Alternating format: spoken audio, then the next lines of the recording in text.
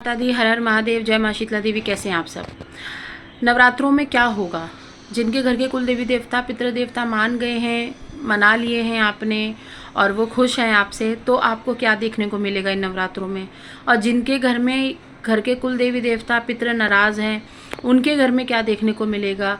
या जिसके घर में नेगेटिविटी है, उनको इन नवरात्रों में क्या देखने को मिलेगा? अपने घर के अंदर क्या चीज़ें डगमगा सकती हैं, क्या अच्छा हो सकता है, उसके बारे में पूरी डिटेल्स में बोलूँगी। ठीक है, अब जितना मुझे परमिशन है मैं उतना बताने की कोशिश करूँगी। अब जो चीज़ें गुप्त रखनी चाहिए, क्योंकि इंसानों को हर चीज़ पता चल जाएंगी तो इंसान जीवन नहीं जिएंगे, फिर वो प्रिडिक्शन पे ही रहेंगे। तो फिर भी चलो थोड़ी सी बातें कर लेते हैं।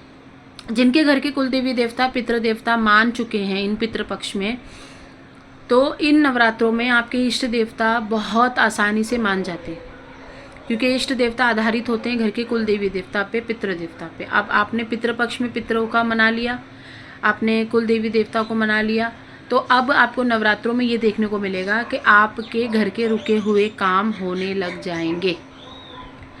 आपका कोई प्रॉपर्टी रुका था, आपका कोई नौकरी रुकी थी, आपके घर की कोई भी अर्थव्यवस्था सही नहीं चल रही थी, घर में बीमारी बहुत थी, रिजल्ट्स नहीं मिल रहे थे, डॉक्टर्स बोल रहे थे कि नहीं हो सकता है, ऐसा है वैसा है, या बड़ी बड़ी दवाइयाँ चल रही थी, लोग आईसीयू तक पहुंच गए थे, तकलीफ़ बहुत ज़्यादा हो चुकी थी। अब आपको इन नवरात्रों में ना आराम मिलेगा, और ये ऐसा वैसा आराम नहीं रहेगा, ये आराम ऐसा रहेगा कि ये आपको अगले साल तक दे सकता है।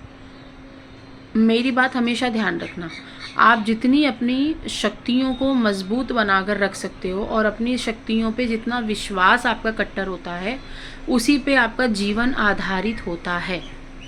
जैसे ही आप भटकना शुरू करते हो, कभी किसी मौलाना के पास चले गए, कभी किसी के पास चले गए, कभी किसी भगत के पास चले गए, वहाँ आपने दिखा दिया, वहाँ आपने चेकिंग करा दी, वहाँ से आपने सामान लाके घर के अंदर रख दिया, वहीं से आपकी शक्ति सारा गड़बड़ करना शुरू कर देती है। आपकी घर की कुल देवी वहीं रुष्ट हो जाती हैं, उस स्थान को छोड़ देती हैं। क्योंकि जैसे मान लो आपका बेडरूम है और बाहर से किसी गंदे इंसान को लाके आपके बेडरूम में बैठा दिया जाए, तो आप अपना बेडरूम छोड़ देंगे। क्यों? क्योंकि एक तो आपके अंदर ममता है कि भाई मैं इसको बाहर नहीं निकाल सकता, वो बैठा है तो उसको बैठे रहने दो, मैं ही हट जाता हूँ। तो उसी प्रकार देवी देवता होती हैं कि अगर आप किसी भी शक्ति को लाके विराजित कर रहे हो, चाहे आप अनजाने में ही क्यों ना कर रहे हो, लेकिन होगा यही। इसीलिए इस नवरात्रों में आपको ये देखने को मिलेगा कि आपके घर के कुल देवी देवता अगर मान चुके हैं, तो आपके घर में रुके हुए काम होंगे, बच्चे आपके बहुत खुश रहेंगे, आपको अच्छे अच्छे सपने आएंगे, माता रानी के दर्शन होंगे सपनों में, आपके इष्ट देवता के, आपके प्रभु के दर्शन पहले ही दिन से शुरू हो चुके होंगे। पितृ देवता अगर आपके माने हुए होंगे और पितृ देवता आपकी सुनते होंगे और पितृ देवता का आपके ऊपर आशीर्वाद होगा, तो आपको पितृपक्ष के पहले ही या दूसरे दिन में पितरों के दर्शन हो चुके होंगे। लेकिन अच्छी व्यवस्था में, ऐसे बुरी व्यवस्था में वो नहीं दिखेंगे। ठीक है, अच्छी अवस्था में दिखते हैं, अच्छे कपड़े पहने हुए होते हैं, आपको ब्लेसिंग्स दे रहे होते हैं। बस एक या दो ही बार दिखेंगे पूरे पितृपक्ष में, या आप लोगों को दिखे होंगे तो आप उसको अच्छा ही मानो। अगर आपके घर के पितृ कुछ मांगते हुए दिखते हैं, कपड़े नहीं पहने हुए हैं या कपड़े फटे हुए पहने हुए हैं, गुस्से में दिख रहे हैं, रोते हुए दिख रहे हैं, मांगते हुए दिख रहे हैं, तो वो अच्छा नहीं होता है। तो अपने घर के पितरों को मना लो। दूसरी चीज़, अगर आपके घर में मान लो घर के कुल देवी देवता है ही नहीं, घर के अंदर आप पाठ पूजा कर रहे हो, सुबह शाम घंटियाँ बजा रहे हो, लेकिन आपके घर के अंदर कुल देवी देवता का वास नहीं है, तो इन नवरात्रों में आपके घर में सबसे ज़्यादा लड़ाइयाँ झगड़े बढ़ जाएंगे।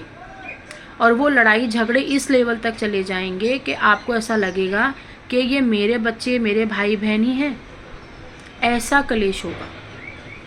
जैसे ही आप पूजा पाठ करने बैठोगे, वैसे ही आपके शरीर में दर्द, जैसे ही आप पूजा करके उठोगे, वैसे ही आपको बहुत ज़्यादा ऐसे थकावट लगेगी, आपको खुद को गुस्सा आने लगेगा, आपको ऐसा लगेगा कि मैंने कोई गलत काम कर दिया पूजा करके।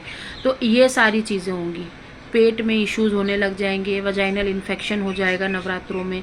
जिसके ऊपर नेगेटिविटी है, उसको भी ये सिम्टम्स दिखने को मिलेंगे नवरात्रों में। एक तो उसका शरीर गर्म हो जाएगा, दूसरा उसको प्राइवेट पार्ट में कुछ ना कुछ इन्फेक्शंस हो जाएंगे, तीसरा अगर कोई प्रेगनेंसी है या कोई प्रेग्नेंट है घर का कोई व्यक्ति, तो उसके ऊपर बहुत ज़्यादा असर आ जाएगा, क्योंकि पितृपक्ष अभी गया है। पितृ नाराज़ होंगे तो वो भी अपना प्रभाव देकर जाएंगे। कुल देवी कुल देवता का समय होता है नवरात्रि का, अगर वो भी नाराज़ होंगे तो वो भी प्रकोप देंगे।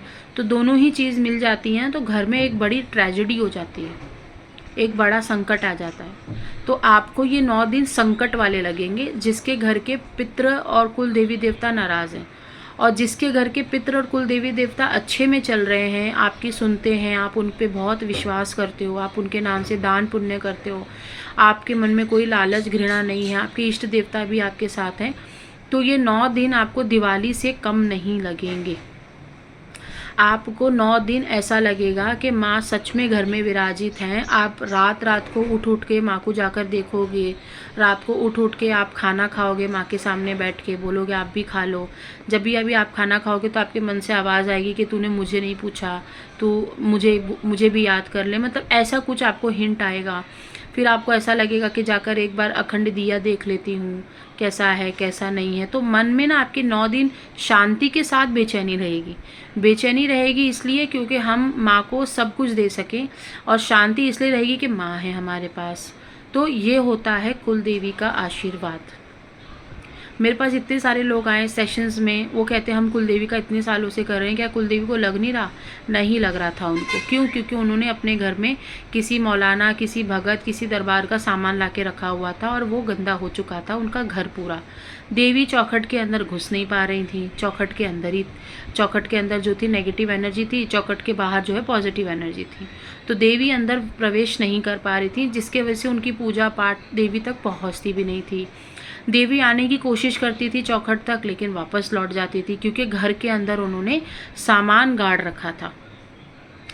तब जाकर के जब मैंने उनको कहा कि तुम 6 महीना 8 महीना ये करो, उसके बाद मुझे बताना, तब जाकर के उनका घर जो है 3 महीने में ठीक हो गया। मैंने तो फिर भी उनको 6 महीना बोला था।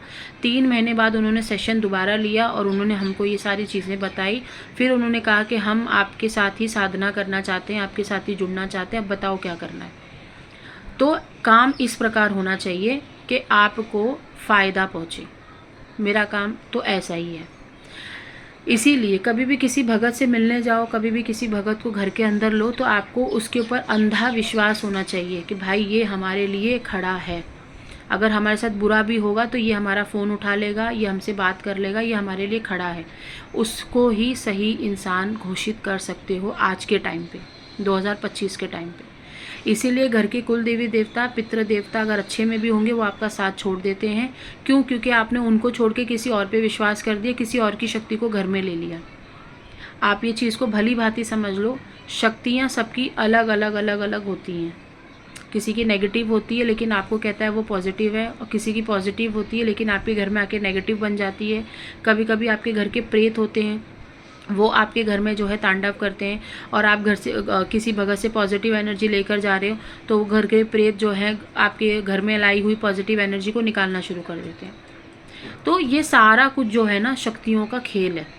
आपको शायद ही इस वीडियो से कुछ ज्ञान आया हो, तो ये ज्ञान आपको अपने पास रखना है और बहुत सोच समझ के काम करना है। जय माता।